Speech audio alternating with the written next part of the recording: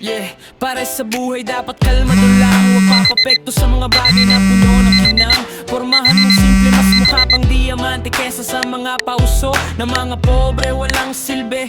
Work hard, play smart at manalangin. Mga bagay na dati kailangan mo pang hingiin, ngayon nabot kamay mo na ang lahat. Pero di ang karapatan manghusga ng kapwa, huwag kang magmataas. Kalmado